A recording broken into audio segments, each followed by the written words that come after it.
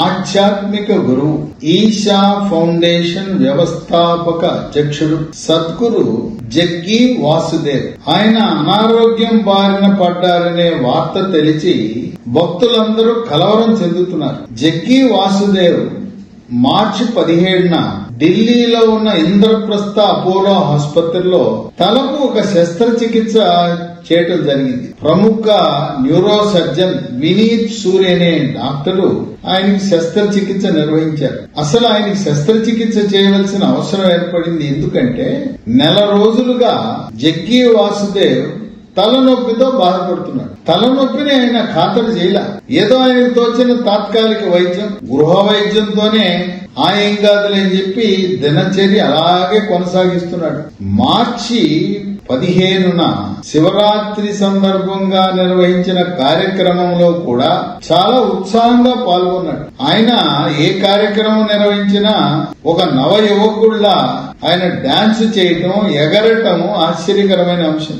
ఆయన వయసు 66 సంవత్సరాలు. కానీ ఆయన చూస్తే ఆయన చేసే కార్యకలాపాలు గాని, స్టేజ్ మీద ఆయన చేసే ఆ విన్యాసాలు గాని, అక్కడుండే ప్రేక్షకులను ప్రోత్సహించే విధానం చూస్తే ఆయన 16 సంవత్సరాల యువకుల్లా కనిపిస్తాడు. ఈ మార్చి 15న ఆయన కార్యక్రమం అయిన తర్వాత తలనొప్పి అధికంగా ఉంటే ఎంఆర్ఐ పరీక్ష చేయించారు మెదడుకి. ఎంఆర్ఐ పరీక్ష చేస్తే అక్కడ మెదడు లోపల రక్తము గడ్డలు కట్టుకున్నట్టుగా బయటపడింది. రక్తనాళాలు చిట్లి రక్తం గడ్డగట్టుకున్నది. ఈ మార్చి 17ను కూడా అసలు ఆయన హాస్పిటల్కు దూరంగా ఉంటాడు, మందులు వాడరు. తప్పనిసరి పరిస్థితుల్లో భక్తుల యొక్క వినతి మేరకు ఆయన హాస్పిటల్కి వెళ్లాడు. అది కూడా తలనొప్పి అయితే వెళ్లేవాడు కాదు, తలనొప్పితో పాటు వాంతులు ప్రారంభమైంది. దాంతో పాటు ఎడమ పక్క కాలు, చెయ్యి కొంత బలహీనత వచ్చింది. పక్షవాతం వస్తుందా అనే అనుమానం కలిగిన సమయంలో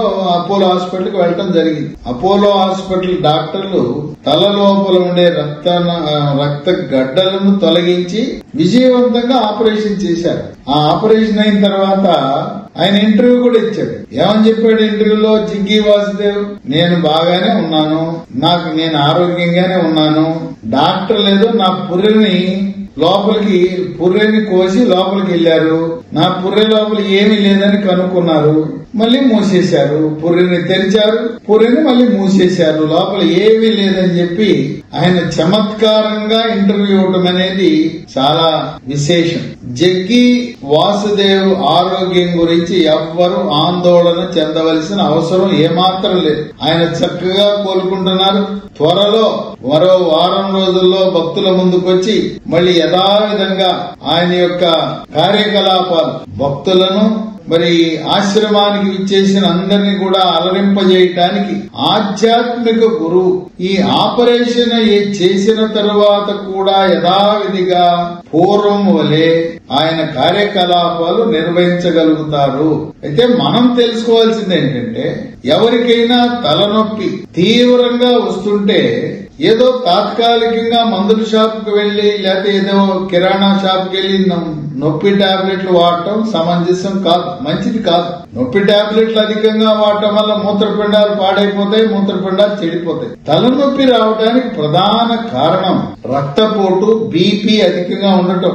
జగ్గీ వాసుదేవ్ కూడా ఆయన యోగా, ప్రాణాయామము, ధ్యానము ఇన్ని చేస్తున్నా ఆయన స్టేజ్ మీద ఆయన యొక్క కార్యకలాపాలు చూస్తే ఆశ్చర్యకరంగా ఉంటాయి. ఆయన ఎగరటం గాని, ఆయన అక్కడ సభకు ఇచ్చేసిన వాళ్ళని ప్రేరేపించే విధానం ఆశ్చర్యకరంగా ఉండటం వల్ల ఎవరికైనా తలనొప్పి వచ్చిందంటే రక్తపోటు, బీపీ చూపించుకోండి. అదే కాకుండా తలనొప్పి వచ్చిందంటే కంటి చూపులో ఏదైనా లోపాలున్నప్పుడు కూడా తలనొప్పి రావచ్చు. అలాగే మెదడు లోపల ఏమైనా గడ్డలున్నప్పుడు గాని, మెదడులో టీబీ ఉన్నప్పుడు కూడా తలనొప్పి వచ్చే అవకాశం ఉంది. తలనొప్పికి మరో కారణం ఉంది.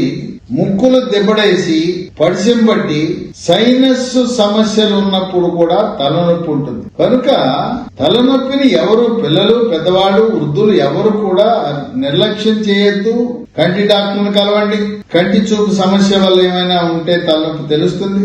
ముక్కు, చెవి, గొంతు డాక్టర్ని కలిస్తే ఎక్స్రేలో కనబడదు సైనస్ సమస్య. సిటీ స్కాన్ పిఎన్ఎస్ అనేది చేస్తే ముక్కు, చెవి, గొంతు సమస్యలు ఏమైనా వాటి వల్ల వచ్చే తలనొప్పి తెలుస్తుంది. మెదడు లోపల ఏమైనా గడ్డలున్నాయా, టీబీ ఉన్నదా అలాంటివి తెలుసుకోవాలంటే సిటీ స్కాన్ గాని ఎంఆర్ఐ గాని చేయించవలసిన అవసరం ఉంటుంది. అందువల్ల ఎవరు కూడా తలనొప్పి తరచుగా వస్తే నిర్లక్ష్యము చేయవద్దు. భక్తుల యొక్క ప్రార్థనలు, అనేక దేవుళ్లను ప్రార్థించారు భక్తులందరూ కూడా. మా ఈశా ఫౌండేషన్ వ్యవస్థాపక చైర్మన్ సద్గురు జగ్గి వాసుదేవ్ ఆరోగ్యంగా మళ్లీ పూర్వంలాగా పూర్తిగా కోలుకోవాలని ఆ భగవంతుడికి చేసిన ప్రార్థనలే ఆయన పూర్తిగా కాపాడి మళ్లీ యథాతథంగా ఆపరేషన్ చేయకముందు ఎలా ఉన్నారో అదే స్థితికి మరొక వారం రోజుల్లో రాబోతున్నారనే శుభవార్తను విని భక్తులందరూ కూడా ఆనందంగా ఉండవలసిన అవసరం ఉన్నది.